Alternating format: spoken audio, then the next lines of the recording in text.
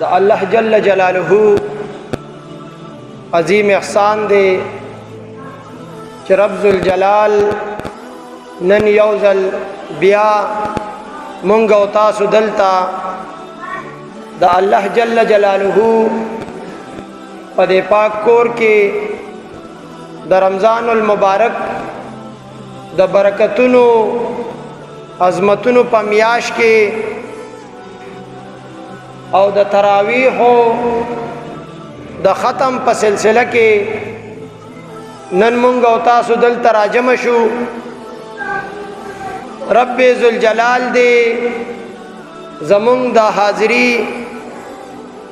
د خپل رضا د پاره په ډېر څه باندې قبول او منظور کی امین پی وای. مونږ او تاسو چې دلته راجمع شوي یو نو ټول په دې خبره باندې ځان پوي کې چې دې د پاره دا واړه لوی مشران کشران د دې محلې د بر محلې د ښکته محلې خلق چې راجمع شوي یو د دې د پاره چې د مدینه منورې جانان آقا نامدار محمد عربی په جمع باندې وایي صلی الله علیه وسلم فرمانی علی شان دی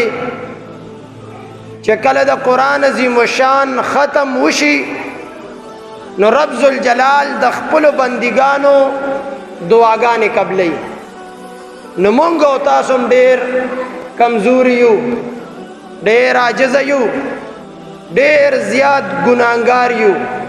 نن دلته د رب ذوالجلال په دې پاک کور کې ټول راجمع شوي یو چې دلته و بیا آخره کې اجتماعي دعا به کېږي او مونږ به هم د خپل ځان د پاره د والدینو د پاره د خپل خپلوانو د پاره د قوم د بقا د ملک پاکستان د امن د پاره دعاګانې به غواړو چې رب زمونږ دا دعاګانې قبول کړي. د دې د پاره نن مونږ او تاسو راجمع شوي یو او بیا د رمضان المبارک د برکتونو د عظمتونو د رحمتونو د توبې د قبلېدلو میاشته